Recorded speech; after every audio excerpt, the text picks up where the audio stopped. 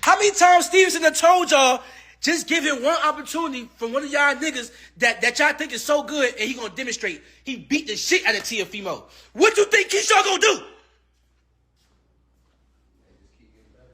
What you think I'm gonna do? Y'all niggas is crazy. Man, y'all crazy. Y'all crazy. Some athletes you can just see like, oh, this nigga is good.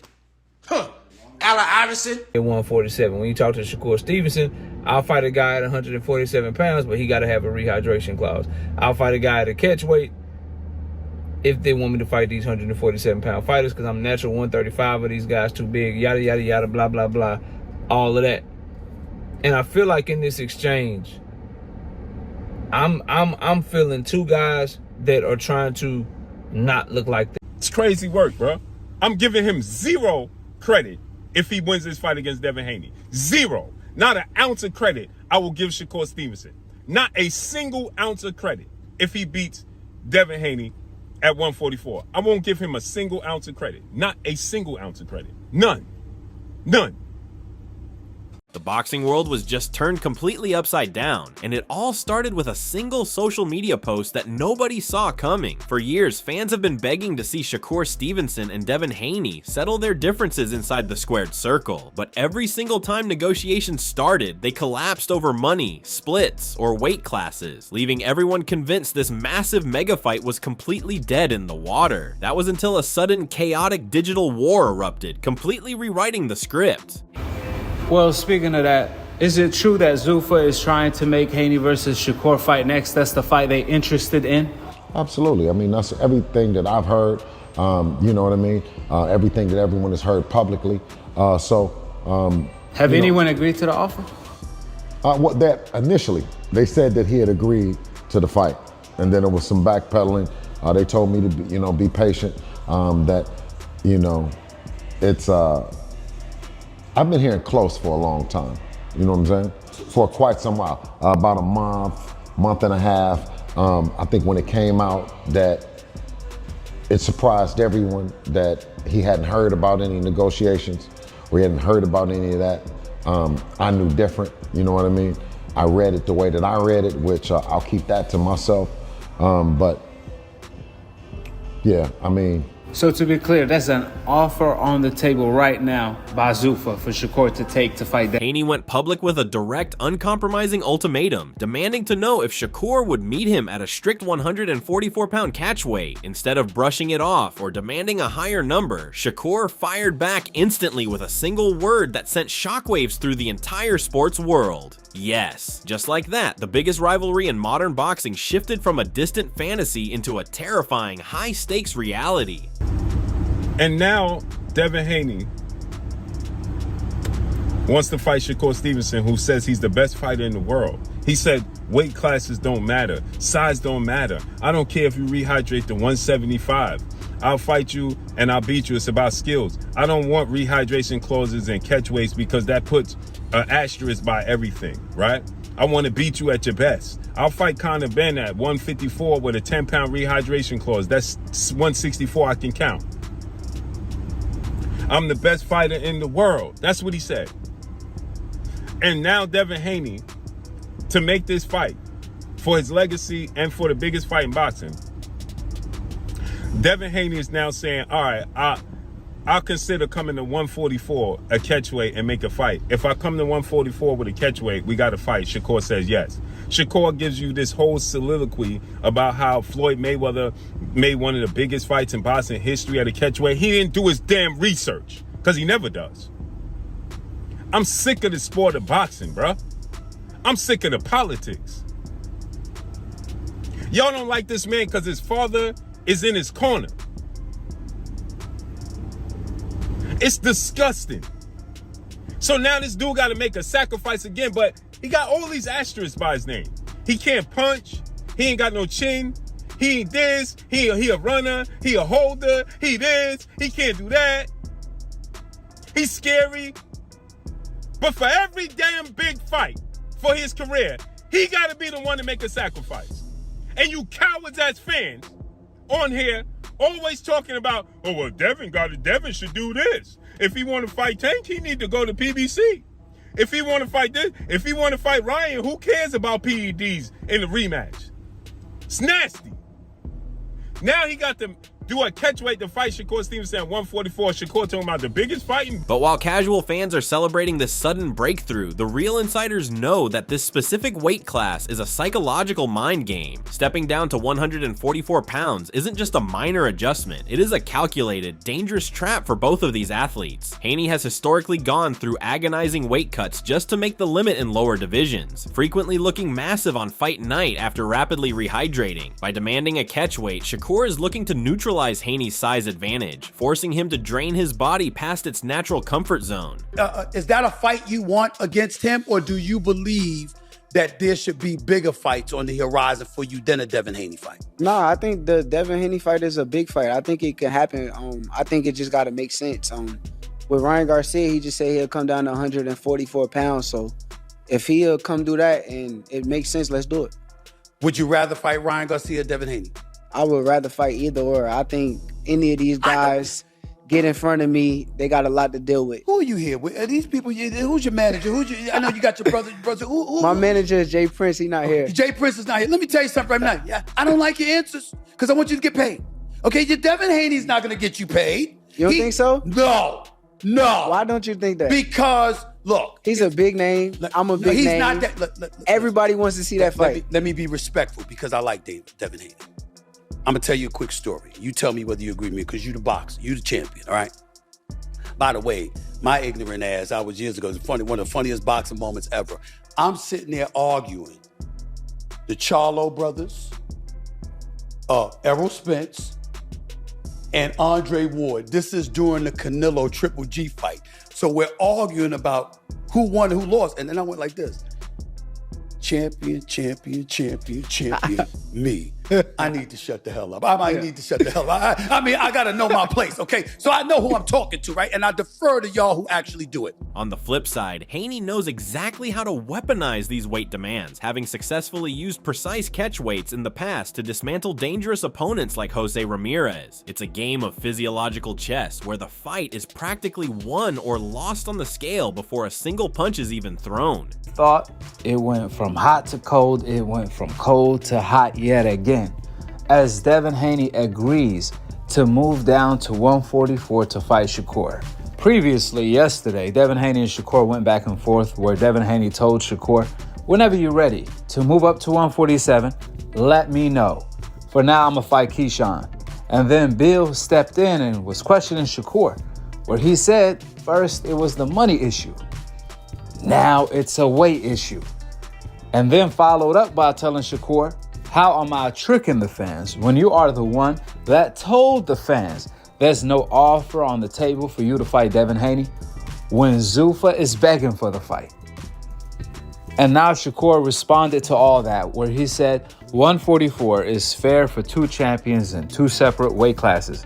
Floyd and Canelo made one of the biggest fights ever happen at a catchweight. If y'all seriously wanted the fight, it could be easy to make. Y'all fought Jose Ramirez at that weight. Just as the internet began breaking down the logistics of this sudden agreement, an explosive third party crashed the party. Keyshawn Davis went live on social media, completely empty of filters, and unleashed a wave of raw fury. Keyshawn didn't hold back for a single second, looking directly into the camera and accusing Shakur Stevenson of trying to straight up steal his spotlight and hijack his moment. So you got a guy willing to lose more weight not to fight me? Scary. Scary. Scary. You try to fight a dude, I'm saying though, he trying to fight a dude at 140 pounds. This man is 140.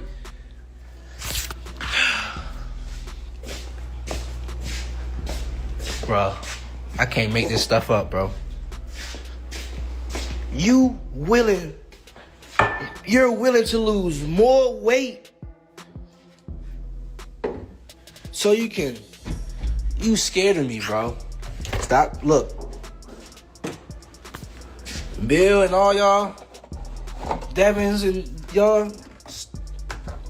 doing a hell of a job tricking these casual fans and thinking that y'all actually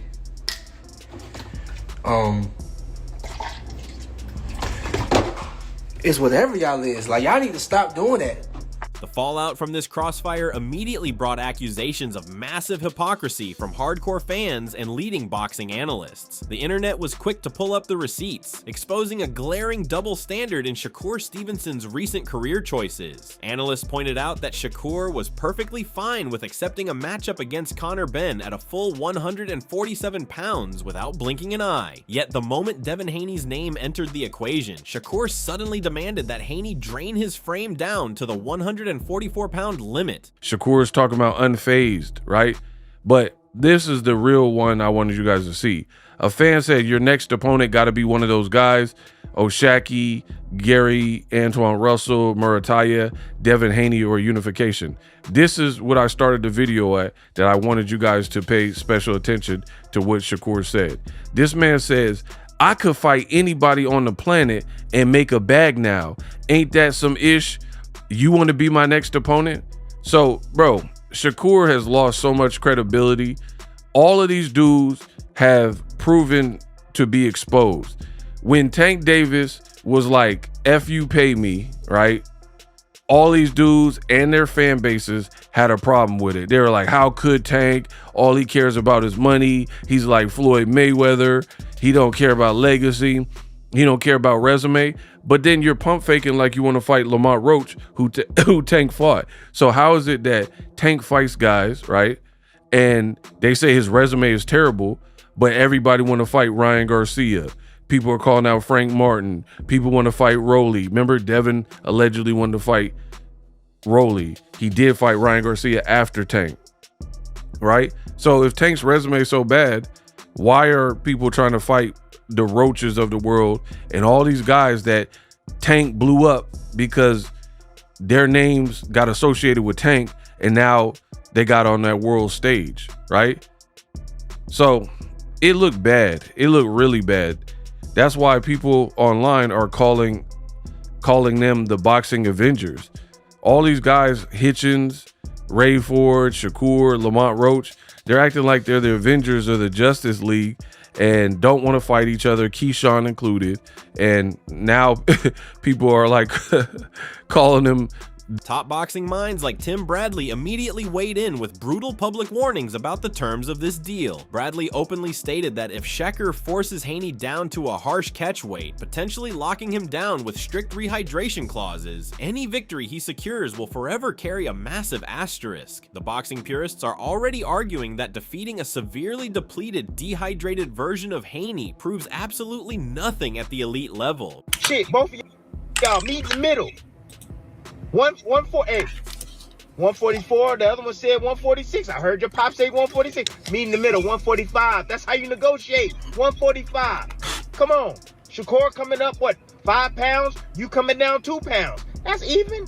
Shit, 5'2". That's even. Shit. Mayweather, 2009. Bought a 135 pounder. Who was that? That was Marquez. Yeah. And they met at what? 144. However, Mayweather came in at 146. Okay, supposed to meet at 144. Shit, you had Marquez came in at 142, but he still slid in that ring with Mayweather. Shit, he had no problem with it. He got paid extra money or whatever. He lost. It is what it is. Shit, both. And at the end of the day, dog, it was a problem him blowing off that weight. It was a problem. You know, Mayweather didn't respect the weight, so it was a full-fledged fight. It wasn't a catch weight then, Tim. That's a horrible comparison. It wasn't a catch weight then. It was a full. So basically, you telling Shakur Stevenson fight Devin Haney and Haney blow off the weight, which, you know, Haney would have every right to blow off the weight, in my opinion, because of what Ryan Garcia did to him and how people don't factor that in. And I'm gonna play another clip too in a minute. But no, I'm not coming down the way for Shakur Stevenson. Stop fucking lying when you do these interviews. You said you go up to 54 for Conor Benn. You'll go up to 47 for Conor Benn. No, be a man of your word.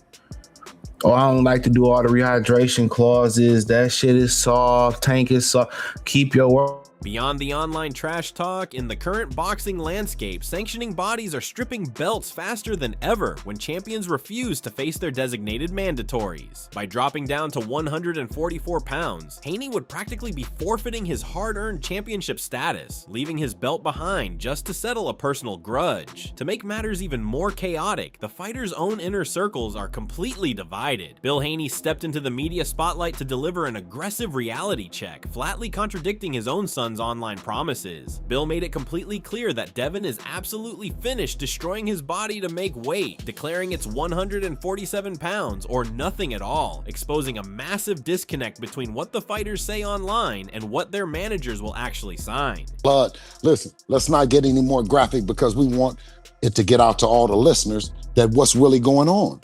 I mean, what kind of performance when you step up? You fight a champion in George Kambosos over in Australia. I mean, listen, let's be honest. Lomachenko ducked the fade. Lomachenko didn't want to go to Australia after George Kambosos put that hellacious ass whipping on Teofimo Lopez. And now we're building Teofimo Lopez up to be the guy that he is. Okay, I don't have any problem with it. May him and Shakur fight for the 140-pound title, and whenever they get through, the 147-pound division is filled with a bunch of smoke, and it's Devin the Dream Haney, aka Debo. Now, Okay, let me ask you, when you're watching your son's fight, when you're living it, again, you're reliving it, you're watching it, you're enjoying the performance against Brian Norman, and I thought it was phenomenal, and you know I have great respect and admiration for your son, and they keep cutting to Conor Benn yawning and sleeping on Eddie Hearn's shoulders. How do you feel about that?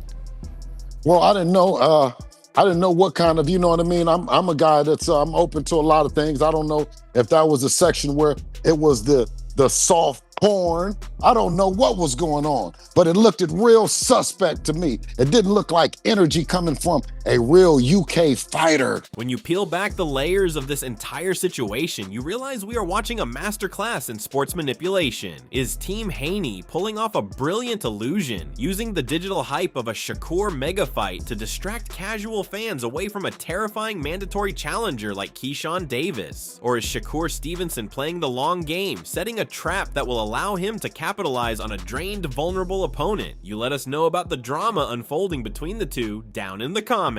So that's all for today. If you enjoyed it, remember to leave a like, subscribe, and ring that bell icon so you never miss our upcoming videos, and don't forget to share your thoughts in the comments section. Stay tuned, and we will catch you in the next video.